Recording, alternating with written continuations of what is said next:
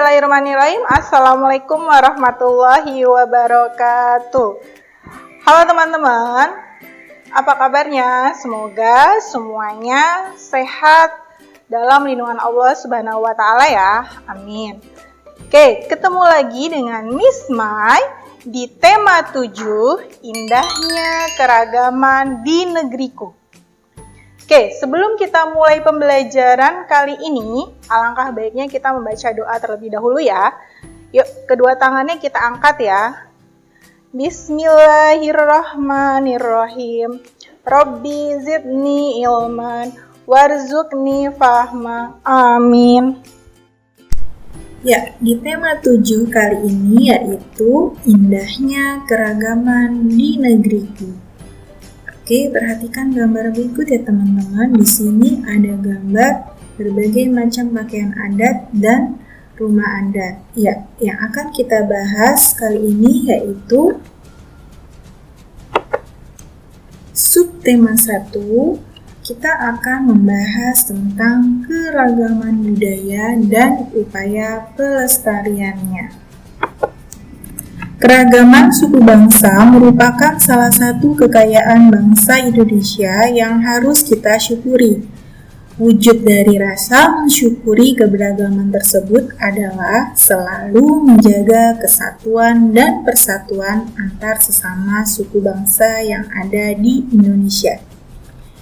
Bagaimana ya cara menjaga persatuan dan kesatuan bangsa di tengah keragaman yang ada?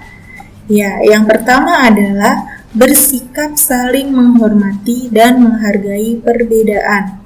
Kemudian yang kedua, bersikap membantu dan menolong. Dan yang terakhir adalah bangga terhadap keragaman suku dan budaya daerah.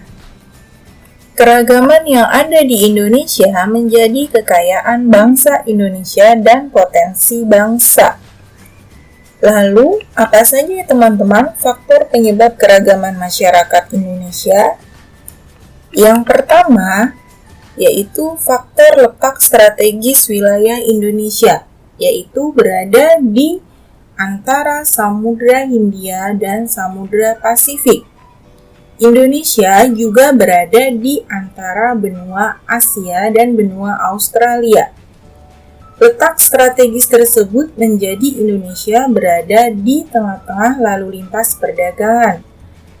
Banyak pendatang menyebarkan agama, adat istiadat, dan kebudayaan negaranya. Kemudian faktor yang kedua, yaitu kondisi negara kepulauan. Banyaknya pulau di Indonesia menyebabkan penduduk yang menempati satu pulau atau sebagian dari satu pulau tumbuh menjadi kesatuan suku bangsa. Oleh karena itu, di Indonesia banyak suku bangsa dengan budaya yang berbeda-beda. Kemudian yang ketiga, faktor perbedaan kondisi alam. Kondisi dan keadaan alam tiap daerah dan tiap pulau di Indonesia tidak sama ya teman-teman. Contohnya, kehidupan masyarakat pantai berbeda dengan kehidupan masyarakat pegunungan. Masyarakat pantai lebih banyak memanfaatkan laut untuk mempertahankan hidupnya, yaitu dengan menjadi nelayan. Namun sebaliknya, masyarakat yang tinggal di lereng pegunungan memiliki upaya sendiri untuk mempertahankan hidupnya, yaitu dengan bermata pencaharian sebagai petani atau peternak. Kemudian yang keempat, yaitu faktor keadaan transportasi dan komunikasi. Kemudahan sarana transportasi dan komunikasi memudahkan masyarakat berhubungan dengan masyarakat lain. Sebaliknya, sarana yang terbatas akan menyulitkan masyarakat dalam berhubungan dan berkomunikasi dengan masyarakat lain. Kemudian yang terakhir yaitu faktor penerimaan masyarakat terhadap perubahan. Masyarakat perkotaan lebih mudah menerima orang asing atau budaya lain. Sebaliknya, masyarakat pedalaman sebagian besar sulit menerima sesuatu yang baru. mereka tetap bertahan pada budaya sendiri dan sulit menerima budaya luar. Indonesia memiliki 34 provinsi. Berikut adalah keragaman budaya dari beberapa daerah seperti rumah adat. Contohnya rumah adat Rakit Limas yang berasal dari Kepulauan Bangka Belitung. Kemudian pakaian adat yaitu baju bodo yang berasal dari Sulawesi Selatan. Kemudian ada alat musik tradisional yaitu alat musik sasando yang berasal dari Nusa Tenggara Timur. Ya teman-teman, lalu bagaimana ya upaya atau cara melestarikan rumah adat? Yang pertama yaitu mengunjungi rumah adat saat berlibur ke suatu daerah. Yang kedua, tidak mencoret-coret atau merusak fasilitas rumah adat. Nah, yang ketiga, menghargai bentuk rumah adat. Oke, selanjutnya yaitu bagaimana cara melestarikan pakaian adat. Yang pertama adalah mencintai pakaian adat. Kemudian yang kedua, bangga menggunakan pakaian adat. Yang ketiga, mengadakan event khusus pakaian adat. Contohnya, sekolahan kita sebelum pandemi sering diadakan kegiatan culture festival ya dengan menggunakan pakaian adat.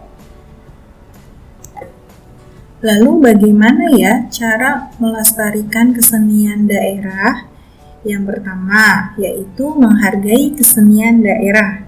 Yang kedua, mempelajari seni tari dan alat musik daerah. Nah, yang ketiga, menghafalkan dan menyanyikan lagu-lagu daerah. Setiap suku di Indonesia memiliki beraneka ragam lagu-lagu daerah. Tidak semua lagu dinyanyikan dengan tempo yang sama. Nah, teman-teman masih ingatkah dengan materi tempo pada tema 2? Ya, Ismai ulas sedikit ya. Tempo adalah ukuran kecepatan dalam birama lagu. Secara umum, lagu dinyanyikan dalam 3 tempo, yaitu tempo cepat atau allegro, tempo sedang atau moderato, dan tempo lambat atau largo.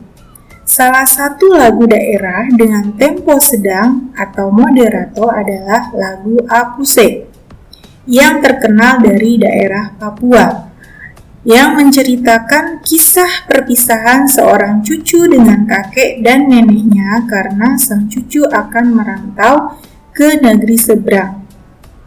Nah, sekarang yuk kita dengarkan Misarah menyanyikan lagu Apuse dan teman-teman perhatikan notasi lagu dengan tempo sedang atau moderato berikut.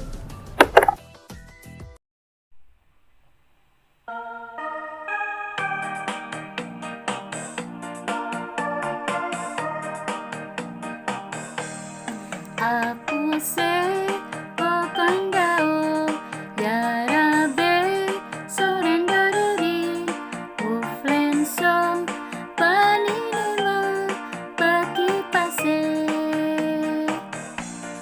Apuse okandao yarabe sorendoreri uflenso paninema bagi pase. Aravade aswarakan, Aravade aswarakan.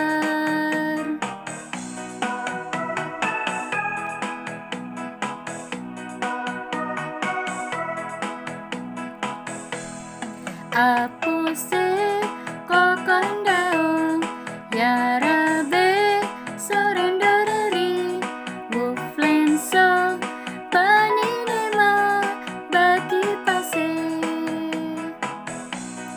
Apuse kokondao yarabe sorendoreri uflenso paninema Arafade Aswarakan Arafade Aswarakan.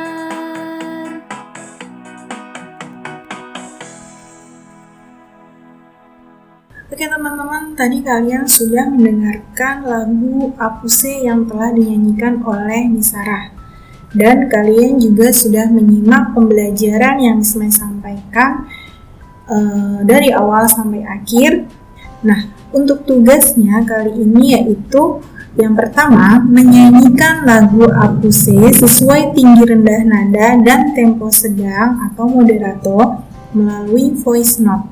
Yang kedua, mengerjakan tugas di buku tema 7 halaman 112 sampai 113 ya. Jangan lupa tugas-tugasnya dikerjakan ya teman-teman dan dikirimkan ke guru kelasnya masing-masing. Oke, selamat mengerjakan, tetap semangat belajarnya dari rumah, jaga kesehatan dan jaga sholat 5 waktunya ya. Oke teman-teman, tadi kalian sudah menyimak video pembelajaran kali ini dari awal sampai akhir. Semoga bermanfaat bagi kita semua. Dan Miss Mai ucapkan terima kasih atas perhatiannya. Sebelum kita tutup pembelajaran kali ini, alangkah baiknya kita membaca doa kafaratul majelis. Subhanaka Allahumma wa bihamdika Hadu alla ilaha illa anta astaghfiruka wa atubu ilaik. Assalamualaikum warahmatullahi wabarakatuh.